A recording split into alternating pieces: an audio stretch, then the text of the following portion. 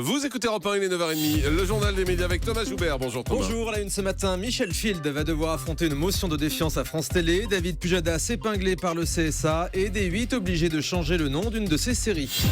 Et on commence avec les rédactions de France Télé qui préparent une motion de défiance contre Michel Field. La fronde contre le directeur de l'information de France Télévisions ne retombe pas. Lors d'une assemblée générale hier, les journalistes ont décidé de rédiger une motion de défiance contre leur directeur. Une motion qui sera soumise au vote mercredi prochain.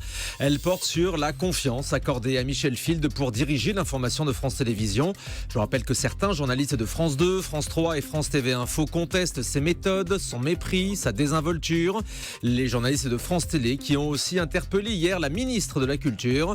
Dans une lettre ouverte, ils s'inquiètent auprès d'Audrey Azoulay du rapprochement avec France Info au sujet de la future chaîne d'information publique. David Pujadas se fait taper sur les doigts par le CSA. Le CSA a examiné une séquence de des paroles et des actes du 21 janvier dernier suite à des plaintes de téléspectateurs. David Pujadas recevait Alain Finkielkraut sur le thème de l'islamophobie. Sur le plateau, le philosophe avait été violemment critiqué par une professeure d'anglais, mais cette intervenante n'était pas tout à fait neutre puisqu'elle serait en lien avec le parti des indigènes de la République. Le Conseil regrette donc que David Pujadas n'ait pas fait état de ces éléments sur l'engagement militant de la jeune femme.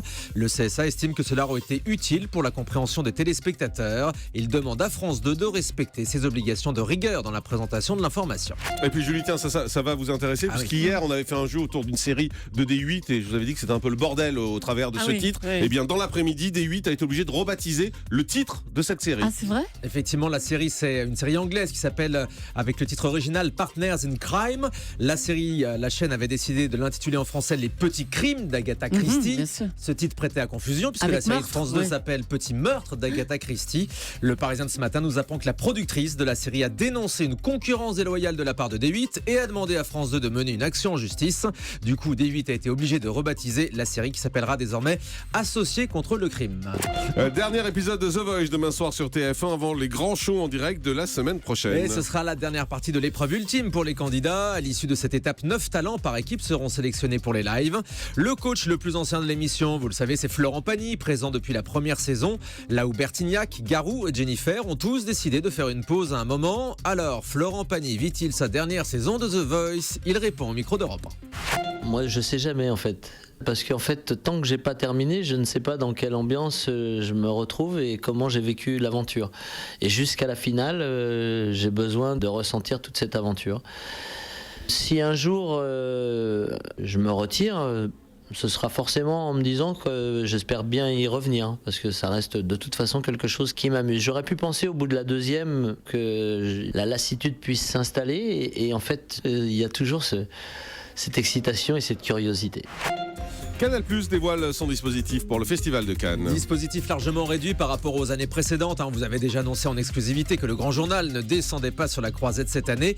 Canal se contentera d'une seule émission, la quotidienne du festival, que présentera Michel Denisot chaque soir en deuxième partie de soirée et encrypté. Un rendez-vous de 15 minutes seulement. Selon nos informations exclusives, le direct de la montée des marches aura lieu désormais sur iTélé. Le directeur du Festival de Cannes, Pierre Lescure, et ancien patron de Canal, ne déplore pas du tout ce dispositif allégé. Il a dit hier au cours de la conférence de presse de présentation du Festival de Cannes. Il déclare au contraire que le Grand Journal à Cannes ne donnait pas spécialement le reflet de ce qu'était le festival. Ça faisait plaisir aux équipes, un peu de buzz, mais pas beaucoup d'audience, a-t-il conclu.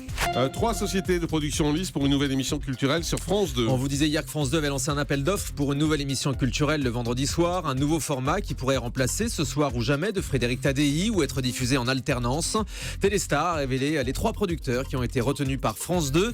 Il y a bien Laurent Bon, le producteur du Petit Journal et du Supplément sur Canal, Renaud Levanquim, l'ancien producteur du Grand Journal, et Pierre-Antoine Capton, le créateur de C'est à vous sur France 5. Et puis une pétition contre l'arrêt de l'émission N'est plus des pigeons sur France 4. Pétition lancée sur Internet par l'équipe de l'émission déçue de sa suppression. Elle a déjà reçu 4500 signatures. Quant au producteur des pigeons, Stéphane Simon, il demande aux internautes de voter pour que l'émission se poursuive soit sur France 4, soit sur une autre chaîne, soit sur le web. Et puis le patron de TF1 donne 2 à 3 ans à LCI pour devenir un acteur majeur des chaînes info. 10 jours après le lancement de la chaîne sur la TNT gratuite, Gilles Pélisson a déclaré hier lors de l'Assemblée Générale des actionnaires du groupe qu'il faudrait 2-3 ans pour juger des résultats face à ses concurrentes BFM TV et iTélé. L'objectif de LCI est d'arriver à 1% d'audience d'ici 3 ans. Et on termine avec le chiffre du jour. 920 000 euros. Lors de cette assemblée générale des actionnaires de TF1 hier, le groupe a rendu public le salaire de son PDG. En 2016, Gilles Pélisson touchera donc 920 000 euros de salaire fixe, auquel il faut ajouter une rémunération variable qui pourra atteindre 150% de cette somme, en fonction évidemment des résultats. C'est un salaire qui est stable par rapport à celui de son prédécesseur, Nonce Paolini. Merci Thomas.